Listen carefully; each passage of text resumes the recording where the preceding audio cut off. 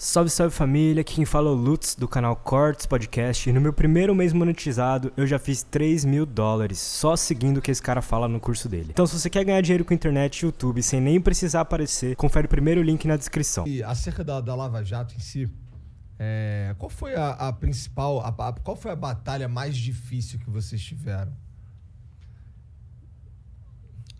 Igor, teve tanta batalha e eu vou... Porque o sistema é feito para não funcionar. Mas eu vou contar o começo da Lava Jato, que acho que talvez talvez tenha sido a batalha mais difícil, porque você teve um tipping point, você teve um ponto de virada da Lava Jato. E eu vou contar como que a gente chegou nesse ponto de virada e a partir daí a Lava Jato deslanchou. E depois, claro, que voltou a ter os seus processos mais recentemente, tá? Mas para contextualizar, como que o Deltan foi parar na Lava Jato?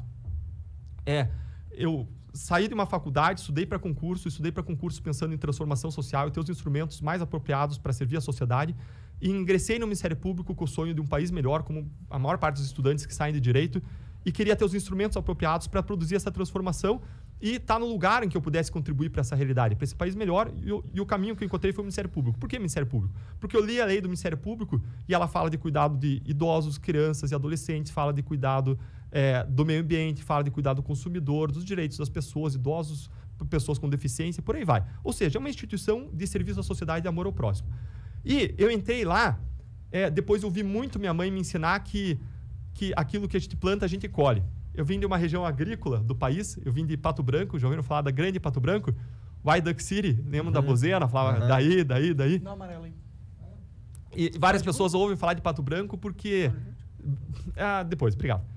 Ouve falar de Pato Branco porque tem várias cidades na região metropolitana da grande Pato Branco. Você tem Francisco Beltrão, tem Cascavel, Maringá, Londrina, Curitiba, São Paulo, Rio de Janeiro, né? Área de influência da grande Pato Branco. E até reclamo, às vezes, da sombra dos prédios da grande Pato Branco. E não por acaso eu vim de Pato Branco, né? Então, eu saí de Pato Branco e cresci com a cultura agrícola, né? De você plantar e você colher. E eu vi vários casos acabarem em impunidade. E eu falava, não, os meus casos vai ser diferente.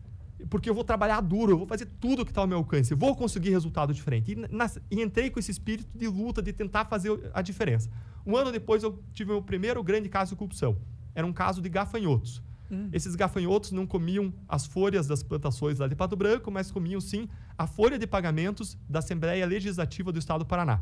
Eram funcionários fantasmas. Pior que rachadinha. Na rachadinha, o funcionário devolve um pedaço do dinheiro, né?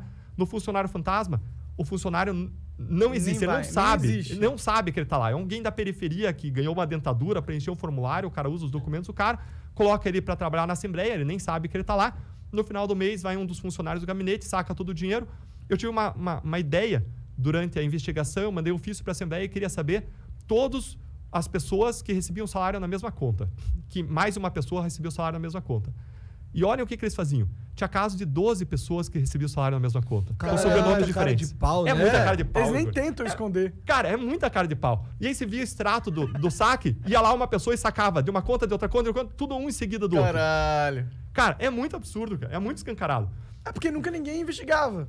Cara, eles confiavam na impunidade, né? E aí, eu consegui isso, a investigação foi avançando, aí bateu em pessoa com foro privilegiado e começou a palhaçada. Aí um cara se tornava prefeito e ia pro tribunal. Aí o cara virava deputado federal e ia pro Supremo. Aí o cara virava governador e descia pra STJ. E você não consegue seguir uma investigação, porque cada hora a investigação tá pulando de galho em galho e não dá nem tempo pro procurador, pro policial conhecer a investigação, pro juiz conhecer a investigação, daqui a pouco já tá pulando para outro galho. E o que aconteceu com esses casos? Mais de 10, 15 anos depois, adivinhe quantas pessoas punidas? Nenhuma pessoa punida. Aí você vai dizer, não, mas o dinheiro foi recuperado. Gente, não foi um centavo recuperado esse dinheiro. Um centavo. Um ano depois, eu passei a atuar num outro grande caso, que foi o caso Banestado. Esse caso foi um precursor da Lava Jato, foi o caso em que a gente desenvolveu uma redoma, em que a gente cresceu a cultura ali das colaborações premiadas.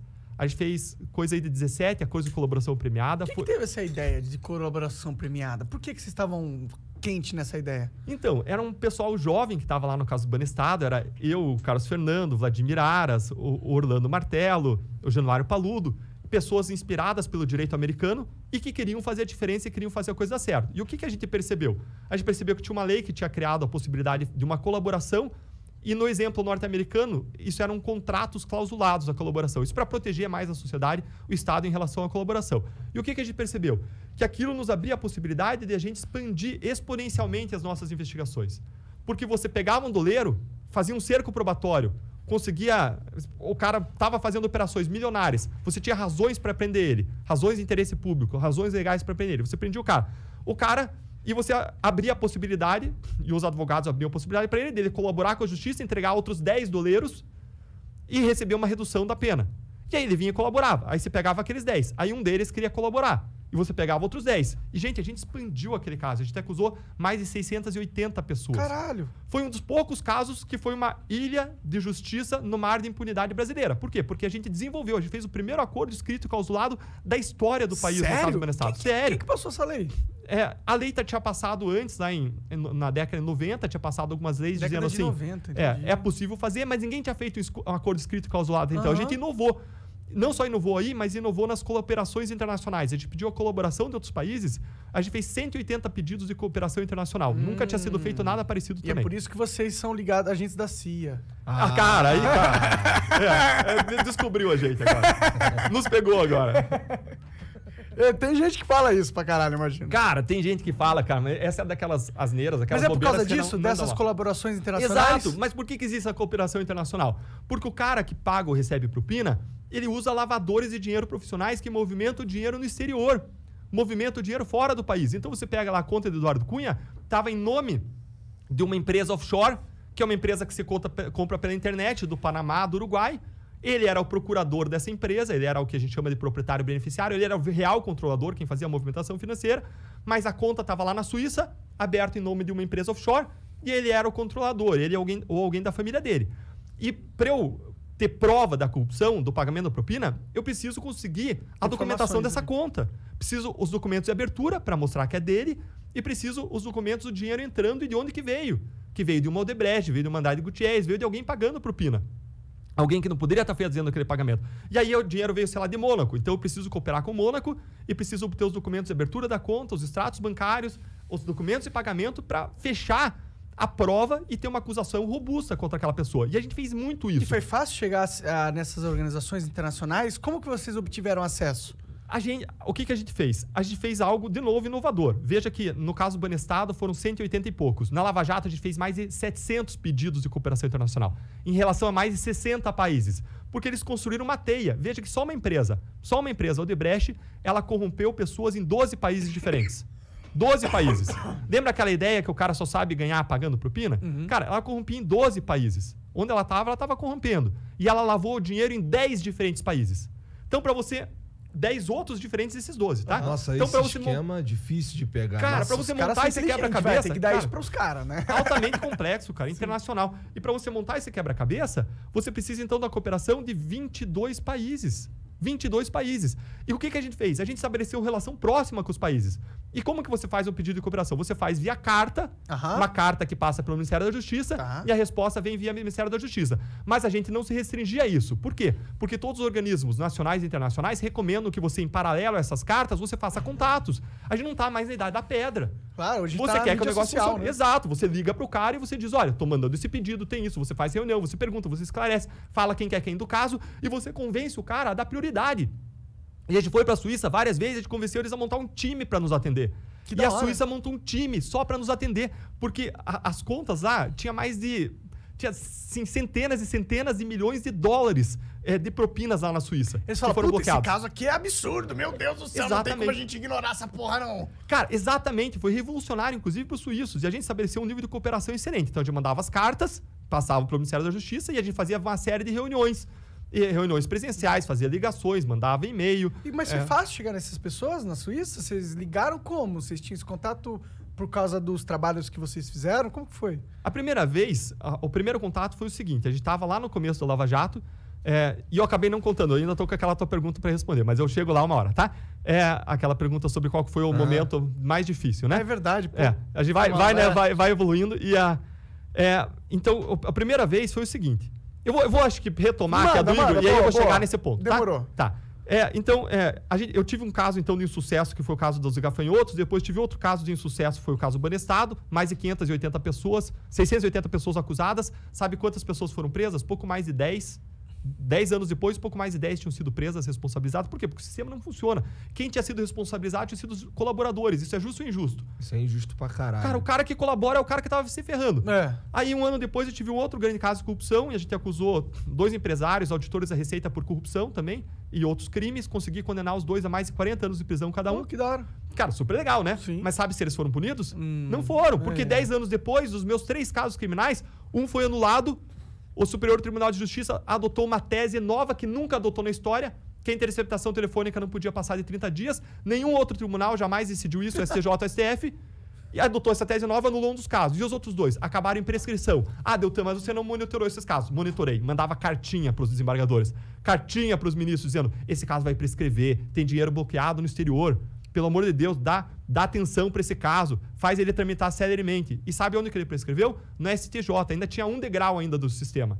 Gente, não tem como funcionar. Caso Marca Fonte Sidan, prescreveu. Caso Propinoduto, de 2003, 30 milhões de dólares de auditores fiscais bloqueados na Suíça. Corrupção prescreveu. O nosso sistema é feito para não funcionar. E olha que falou-se pra caralho do Propinoduto. Pra caramba, cara, pra caramba. E prescreveu, cara. E prescrição significa impunidade plena. Nossa, isso impunidade plena. Essa é a regra no Brasil. Enquanto a gente não vencer esse problema, a gente não vence a grande corrupção.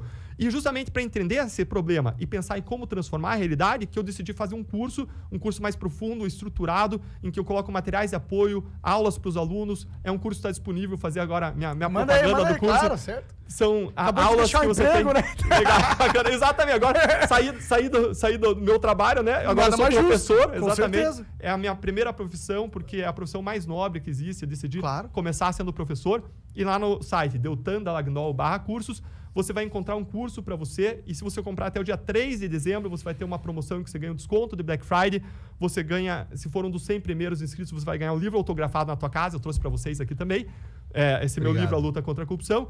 E ainda você vai ter aulas ao vivo de tirar dúvidas semanais, uma aula por semana. É um curso estruturado em 5 módulos em que a gente aborda, explica a corrupção, explica a impunidade, como você, para leigos mesmo, é um curso para todas as pessoas, não é um curso jurídico, a gente tenta mastigar a informação. E ainda, por fim, quais são as reformas contra a corrupção que a gente precisa aprovar para mudar essa realidade e como a gente pode chegar lá. Então, é um curso estruturado para cidadãos que querem entender para transformar. Minha perspectiva é, não basta indignação. Indignar, todos nós somos contra a corrupção. Mas mais do que indignação, você precisa entender o problema para construir uma ponte para a solução. E eu fiz esse curso no ambiente estruturado de sala de aula, com materiais de apoio, como eu não poderia fazer nas redes sociais, é outro ambiente, é um ambiente de sala de aula. E está lá disponível para você até o dia 3 de dezembro com essas promoções. Um pacote bem legal. Vai lá, conhece, se interessar. A gente vai estar junto nesse curso também. Se não, eu sempre tive e sempre vou ter materiais gratuitos nas redes sociais de qualidade para você se envolver na luta contra a corrupção. Se for lá no meu YouTube, tem 10 modos de se envolver na luta contra a corrupção. Qual que é o teu site do curso? É www.deltandalagnol.com.br/curso. Porra, Boa. Posso dar uma sugestãozinha? Claro, bora lá. Cria um URL da hora aí. Porque Deltan Dallagnol é meio difícil de escrever, tá ligado? Fiquei impressionado com o Igor aqui. O Igor estudou bem, falou primeiro, vocês falaram meu nome certo, que já é difícil. Depois o sobrenome certo, rapaz. Igor. Soletrei ainda. Olha rapaz. só. Mas é um curso aí do cara que deixou um emprego estável do Estado, que eu acho que é o melhor emprego que alguém pode sonhar em ter, a não ser que você seja, sei lá, o Neymar. Infelizmente, né? Porque Infelizmente. Gostaria que a iniciativa privada pudesse oferecer coisas melhores. Exato. Mas, é um cara que abdicou aí e tá falando sobre corrupção, o cara provou que não... Ele estaria muito mais apto a ser corrupto dentro do governo, né? Então ele saiu lá... Pois é, te eleger é um problema, cara. Tu sabe exatamente como ser corrupto. Caralho, cara, esse é o ponto. Igor, esse é um ponto muito importante. Como que você separa o joio do trigo? Porque se você olhar, tem vídeo do Sérgio Cabral criticando a corrupção, sendo contra a corrupção, antes ele ser pego, antes da Lava Jato. Como que você separa o joio do trigo? Gente, não olhem o que a pessoa fala, olha o que a pessoa faz, olha os atos dela contra a corrupção concretos. Olha, se a pessoa é do cargo do executivo, se ela investe em marketing para criar uma cultura de intolerância contra a corrupção. Foi o que Hong Kong fez na década de 60 e 70, desculpa, na década de 70, depois de um grande escândalo que veio logo antes, e conseguiu virar o jogo contra a corrupção. Se o cara é do legislativo ou do executivo, vê que tipo de projeto de lei que ele está sancionando. Se ele está sancionando ou não projeto de lei que mina o combate à corrupção. Se ele é do legislativo, olha como é que ele está votando nas últimas votações. Então, mais do que palavras, a pessoa tem que ver quais são os atos da pessoa concretos em relação ao combate à corrupção. Olha se ele está avançando ou não projetos que são importantes contra a corrupção, como a PEC do fim do foro privilegiado, a PEC da prisão em segunda instância. É isso que a gente precisa fazer. E realmente, sair do Ministério Público, né, preciso me sustentar, e esse foi o curso, a primeira profissão que eu decidi seguir. Eu acho da hora pra caralho. Legal, eu gosto desse negócio de curso, entendeu? Porque pessoas que estão aptas, que entenderam sobre alguma coisa, algum processo da sociedade, elas ensinarem isso de uma forma digital, de uma forma independente, sem ter que ter toda uma estrutura de faculdade. Você tá dando aulas que estaria numa faculdade, só que você tá dando... Talvez não no curso, porque você falou que é um negócio mais pra todo mundo e tal, mas você tem, imagino que você vai produzir. E o teu livro aí, como que é? Conta ele pra mim. Legal. Esse livro é um livro que eu lancei em 2017... Monarca, é o livro A Luta contra a Corrupção. E nesse livro, eu conto a história da Lava Jato, a história até chegar à Lava Jato, o que aconteceu, eu passo por esse tipping point sobre o qual a gente vai conversar, ainda que está pendente aí na minha resposta. Verdade, eu não esqueci. É verdade.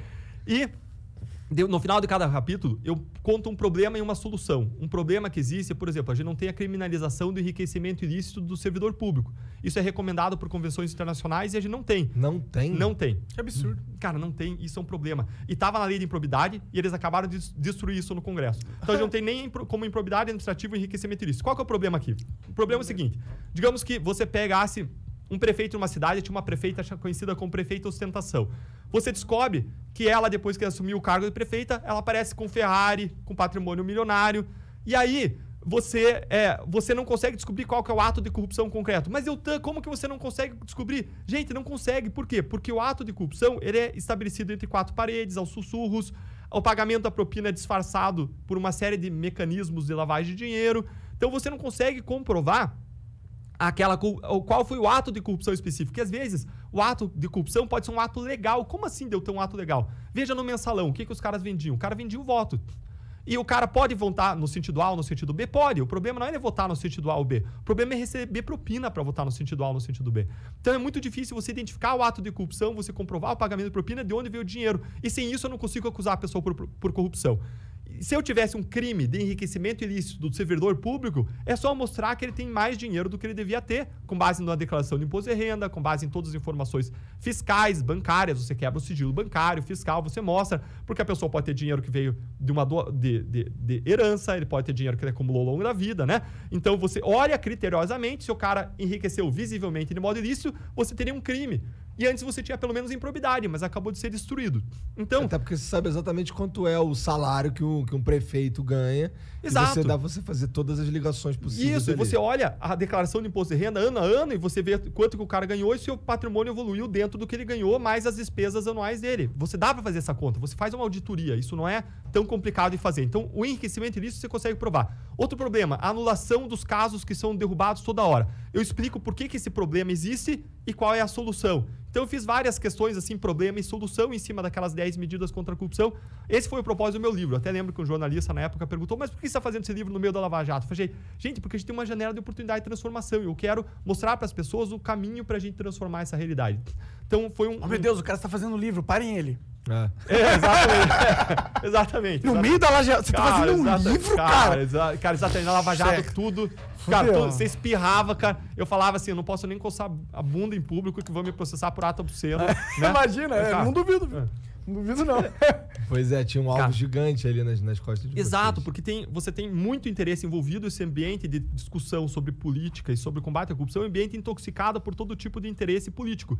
Quando não devia ser, a gente devia estar todo mundo unido contra a corrupção. Agora, como que não é isso? Como que você sabe que não é isso? Como que você sabe que os partidos não fazem assim? É só olhar quantas pessoas os partidos excluíram ao longo da Lava Jato. Quantos excluíram?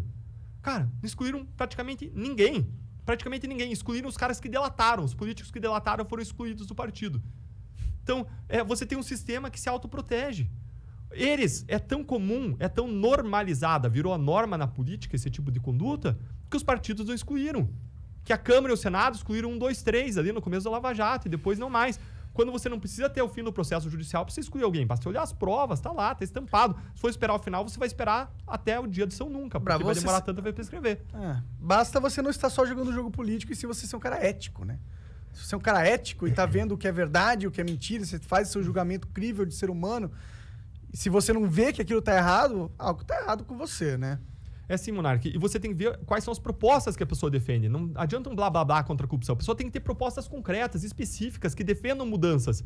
E o cara que vota a favor da criminalização de enriquecimento ilícito, o cara que defende isso é o cara que não pratica isso, porque senão ele vai estar dando um tiro no pé. Né? Basta ver que tem a gente que tinha discurso anticorrupção, chegou no poder e mudou de ideia. Por quê? Porque está com medo de dar um tiro no pé. Né? Então, isso independentemente de partido, tá? De cargo. Tem várias pessoas, dos vários poderes, que chegam lá e não querem dar tiro no pé e não fazem. Então você tem que ver o que a pessoa defende concretamente, pelo que ela luta, quais são as posturas dela, o que ela faz e deixa de fazer no tocante ao combate à corrupção.